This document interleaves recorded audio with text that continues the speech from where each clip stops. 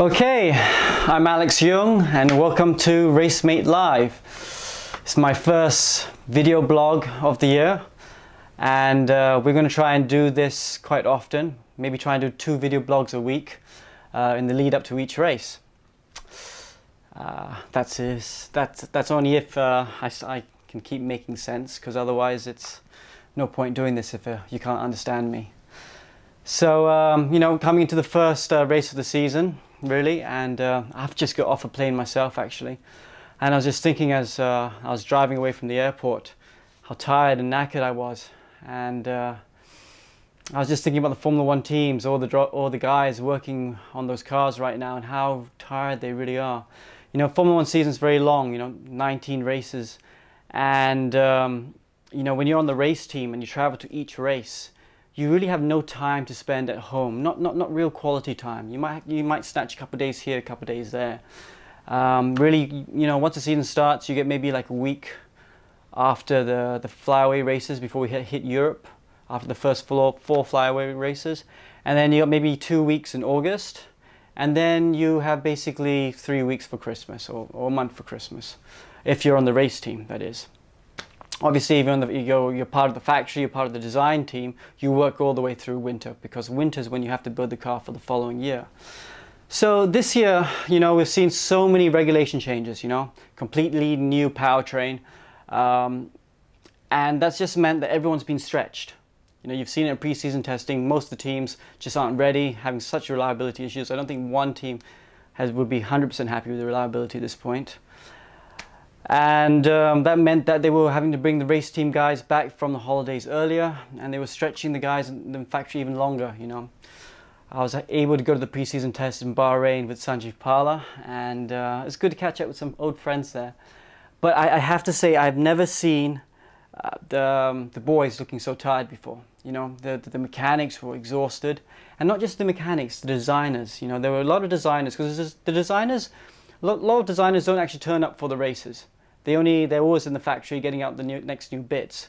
But for the pre-season testing, they always have to be there. They have to see their baby. They have to kind of oversee how everything's going and see if they can troubleshoot any problems further down the line. And so there were a lot of designers at the pre-season test, and they were dead in their feet. You know, they were telling me they were getting an hour of sleep a day, you know. And it was very hard to get much sense out of them. And of course, it's so secretive this year, because so many changes. There's lots of new secret stuff going on, so everyone's been very cagey about where they are.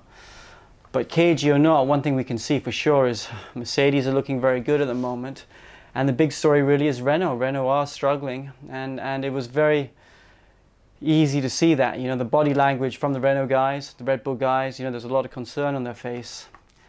And this is despite them, you know, working 24 hours a day, you know, working 2 shifts. You see the guys coming in the evening to do the night shift, and they just work all around the clock. You can always hear stuff going from the pits, you know, where they're grinding or fettling pieces of the car to fit to it.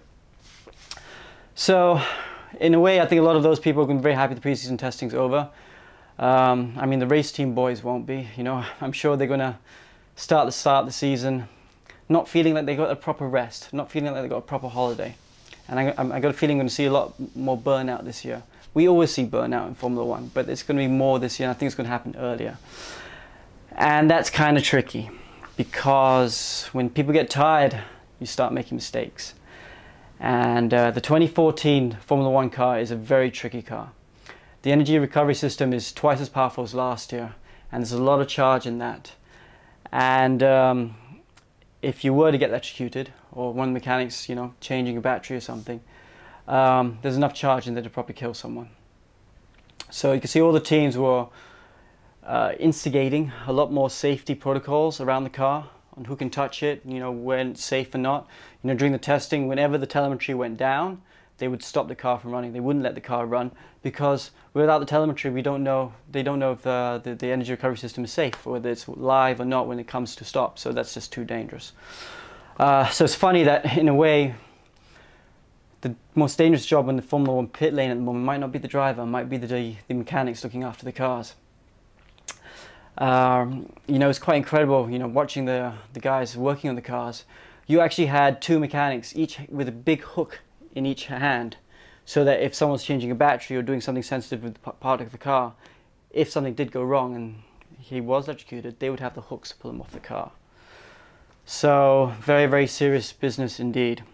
And you don't want to be making mistakes around that sort of thing. So I really hope that, and I'm sure the teams are working very hard. They're working very hard on managing their resources, making sure people are fresh, making sure people who are actually in Melbourne right now as we're talking, setting up on those cars, getting the last little bits on it, are fresh, so that they can have a good weekend and cut down the mistakes.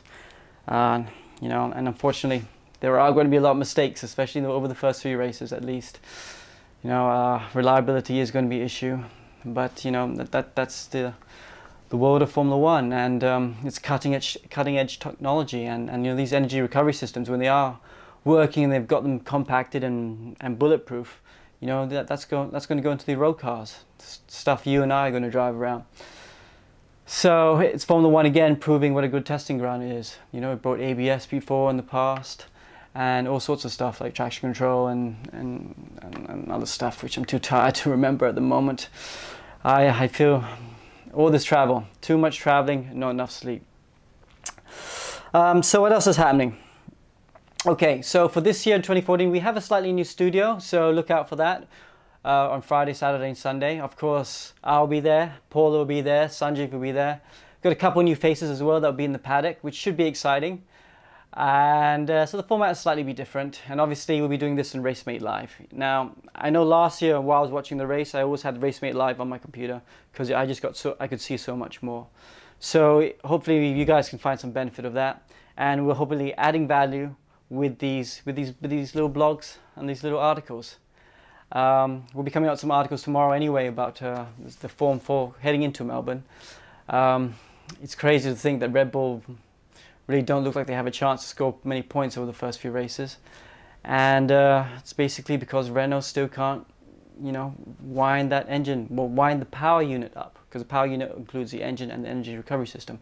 Don't forget, Renault are pretty new to the energy recovery system. They never built the KERS over the last few years. It's always been the teams that built them. So I think that's what they're struggling with at the moment, and they need to get it reliable first, and if then they can get it reliable, then they need to be able to run it at full maximum power, and then hopefully we'll see them a lot closer to everyone else. Alright guys, see you soon. Thanks for staying with me. Goodbye for now.